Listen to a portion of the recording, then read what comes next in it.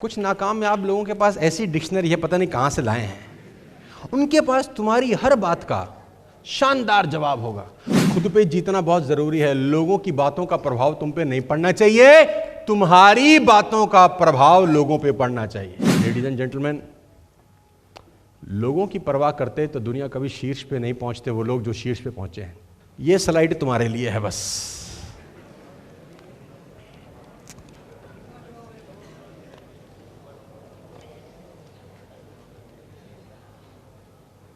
What people think is none of your business। घोट लो MLM में ये लाइन, साथ ले जाओ अपने जिस शहर जिस मुल्क से आए हो। What people think is none of your business। खुद पे जीतना बहुत जरूरी है, लोगों की बातों का प्रभाव तुम पे नहीं पड़ना चाहिए, तुम्हारी बातों का प्रभाव लोगों पे पड़ना चाहिए। तुम्हारा उल्टा है, तुम जाते हो बाहुबली की तरह, जियो रे बाहुबली ऐसे जाके प्लान दिखाते हो, और जैसे ही सामने वाले को प्लान दिखाते हो तो वापस कैसे आते हो? क्या भाई साहब उसने तुम्हारा हाथ तोड़ा, क्या आंख निकाली, क्या गुर्दा निकाला, क्या फेफड़ा निकाला? कुछ निकाला नहीं, उसने सिर्फ तुम्हारे कान में कुछ शब्द बोले, मधुर मधुर शब्द, है ना? फंसने का बिजनेस है ये तो, फंसाने का। अच्छा तू भी, तेरे को लाज ना आई? ये सब झूठ है जो दिखा रहे हैं, ये जो गाड़ी ये मकान घोड़ा दिखाए ये सब फर्जी है। और तुमको क्या लगता है अंकल तो हमसे उम्र में बड़ा है, ये तो सही बोल रहा होगा, हम तो बच्चे। नहीं नहीं नहीं, उसको पता नहीं है, और वो वही बोल रहा है जो उसको पता है। लेडीज एंड जेंटलमैन, लोगों की परवाह करते तो दुनिया कभी शीर्ष पे नहीं पहुंचते वो लोग जो शीर्ष पे पहुंचे हैं। इस दुनिया में कोई आदमी ऐसा नहीं है जो टॉप पे पहुंचा होगा लोगों ने उसकी चड्डी नहीं खींची होगी। लोगों ने लोगों की चड्डियों में बम लगाए हैं दोस्त, मैं बता रहा हूं।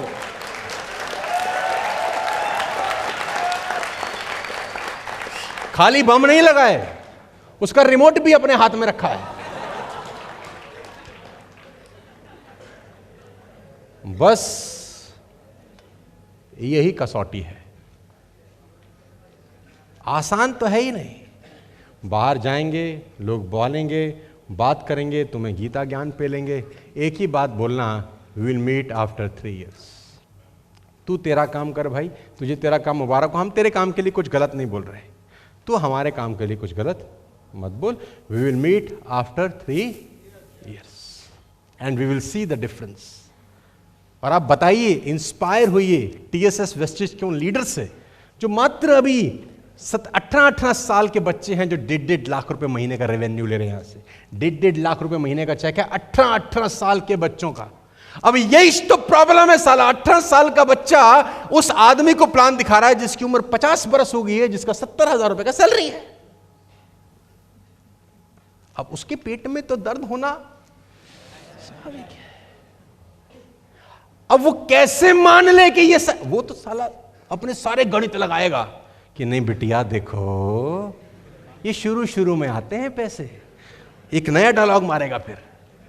मुझे भी बोलते थे शुरू शुरू में आएंगे, तो मेरे को 6 महीने आए, मैं उनके पास गया, मैंने कहा अब तो 6 महीने हो गए, बस अब तो बंद ही होने वाले हैं, शुरू खत्म, तेरा हनीमून पीरियड खत्म हो गया है बेटा। अब फिर साल बाद उन्हीं लफंगों के पास फिर गया मैंने बोला भैया अब तो साल हो गया है, बोरिया बिस्तरा समेटने की तैयारी कर लो। साल ही आते हैं, 2 साल ही आते हैं, 3 साल, 5 साल, 10-20 साल हो गए मुझे, आए जा रहे हैं साला, आए जा रहे हैं। मैं उन लोगों के पास बोलता हूं भाई 20 साल हो गए, अब तो तुझे ही आ सकते हैं बस।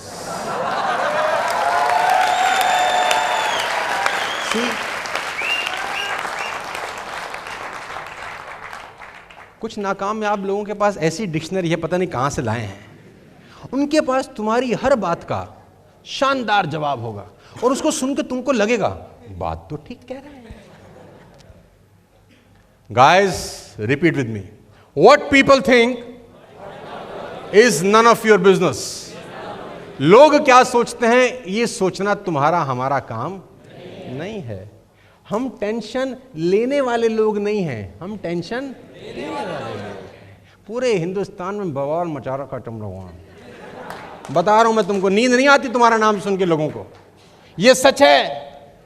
वेस्टेड टीएसएस का आदमी जिस डीएलसीपी में जा रहा है आजकल, आया आया आया, ऐसी कहानियां सुनने को मिली है मेरे।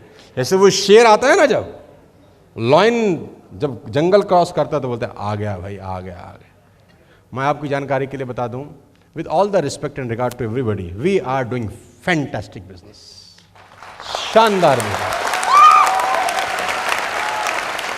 और वो भी 90% लॉकडाउन के अंदर हमने बिजनेस बिल्ड किया। हमारे रिजल्ट्स, हमारे आंकड़े हमारी बात दोहरा रहे हैं, कह नहीं रहे, हमारा आंकड़ा बता रहा है। 90% बिजनेस हमने लॉकडाउन में डेवलप किया, जब लोगों के पास बाहर जाने का मौका नहीं था, लोगों के घरों में परेशानियां हुई, लोगों ने अपने अपनों को खोया। वो सब नाटक, वो सब कहानियां, वो सब दुख तकलीफें सबके घरों में चली हैं पिछले 18-19 महीनों में। बावजूद इसके साला झंडा हम सबसे आगे आगे लेके दौड़ रहे हैं आज के दिन। वो दौड़ रहे हैं, बावजूद इसके सब हुआ है हमारे साथ।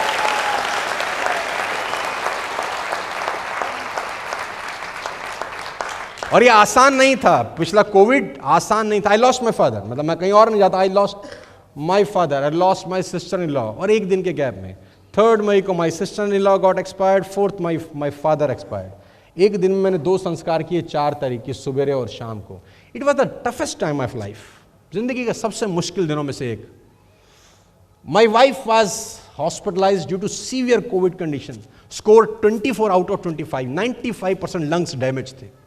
27 दिन आईसीयू में बायपैक की मशीन के ऊपर, ऑक्सीजन 60-65, और 27 दिन में वो हॉस्पिटल में जाता था उस कोविड वार्ड के अंदर, जहां पर 40-30 के आसपास बेड थे उससे मिलने के लिए।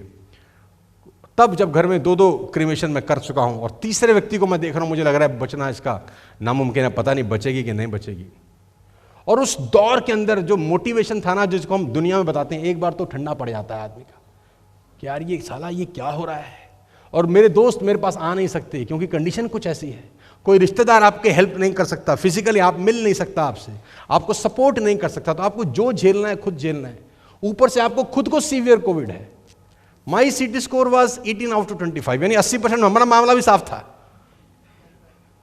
सो उस कंडीशन के अंदर हॉस्पिटल भाग रहे हैं, दौड़ रहे हैं, वो सब मैनेज कर रहे हैं। तो मेरे दोस्त मुझे फोन पे पूछते थे कि भाई बहुत बुरा हुआ, हमने सोचा नहीं था तेरे साथ ऐसा हो जाएगा। तो मैं उस वक्त भी उनको मुस्कुरा के बोलता था कि भगवान की मेरे पे बड़ी कृपा है। तो बोलते तू पागल है।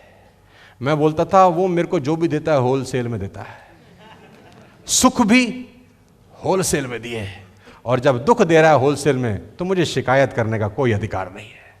सुख भी होलसेल में दिए, दबा के दिए उसने, तो कोई टेंशन नहीं है। तो वो 1.5 महीना बहुत टॉर्चर का था, बहुत डिप्रेस था, लेकिन फिर बाउंस बैक किया, फिर वापस आए बाजार में, उसी काम में लग गए जिस काम के लिए भगवान ने हमको पैदा किया है, और वो है लोगों की जिंदगी में कुछ प्रभाव डाल देना। बाकी उनकी नियति है। What people think is none of your business। लोग आपको जीने नहीं देंगे दोस्त, और आप वो काम करने निकले हो जो कोई नहीं करता। आप आंख में आंख डाल के उस करोड़पति आदमी को बोल रहे हो कि मर्सिडीज सिर्फ तेरी चौखट में नहीं मेरी चौखट पे भी खड़ी होगी। तो एक तकलीफ है उनको इस बात से भयंकर तक, ये कल का लौंडा हमसे ऐसी बात कैसे कर रहा है, यही तकलीफ है उनको। तो फिर वो तुमको बहुत सारी कहानियां सुनाएंगे कि तुमको ये बिजनेस क्यों नहीं करना चाहिए। किसी की बातों में मत आना, अपने दिल की सुनना। तुम्हारा दिल बोलता है जरूर करना, तुम्हारा दिल नहीं बोलता छोड़ देना। किसी से पूछने का जरूरत, तुमको अच्छा नहीं लग रहा तो क्या किसी से पूछने का जरूरत है? नहीं, मत करो। और तुमको अच्छा लग रहा है तो क्या किसी से पूछने का जरूरत है? Do it. ये माहौल, ये आलम, ये शानदार हुजूम या इस बात का संकेत नहीं दे रहा कि हम हिंदुस्तान में बहुत कुछ बड़ा बदलने करने जा रहे हैं? ये हुजूम, ये माहौल, ये ट्रेनिंग्स, ये प्रोग्राम्स पूरे हिंदुस्तान में आपको इस बात की आहट नहीं दे रहे कि आने वाले साल के बाद 1-1 लाख लोगों का प्रोग्राम हम लोग टीएसएस वाले करने जा रहे हैं? आपको एहसास नहीं हो रहा क्या? मुझे तो एहसास हो रहा है, मुझे तो उसकी खुशबू अभी से नजर आ रही है। I am smelling all these activities. मुझे आज भी मुझे वो विजन अभी भी नजर आता है कि 2, 3, 4, 5 लाख लोगों का प्रोग्राम हो रहा होगा, और स्टेज पे मर्सिडीज, BMW, ऑडी, जैगवार की बाढ़ आ रही होगी। और मुझे खुशी होगी उस दिन जब 12वीं के बच्चे, फर्स्ट ईयर के बच्चे साला मर्सिडीज लेके आएंगे यहाँ। मजा आएगा साला उस दिन। मेरे को एक आदमी ने बोला कि तुम सपने दिखा रहे हो, तो मैंने बोला सपने दिखाना पाप है क्या? सपने दिखाना इस दुनिया का सबसे पुण्य का काम है। कि हम उस आदमी को अपनी आंखों से वो दिखा रहे हैं जो वो खुद की आंखों से नहीं देख पा रहा। इससे अच्छा काम क्या होगा?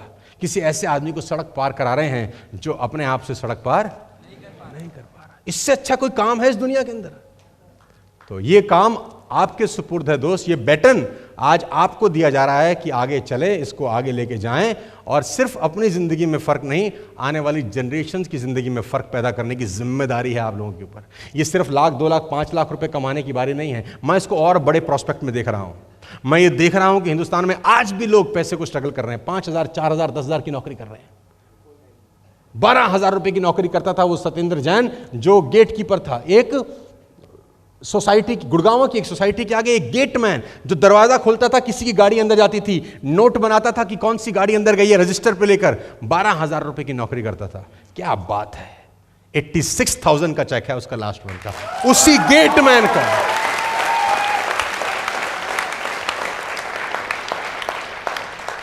मुझे नहीं पता सत्येंद्र यहां आया है कि नहीं आया।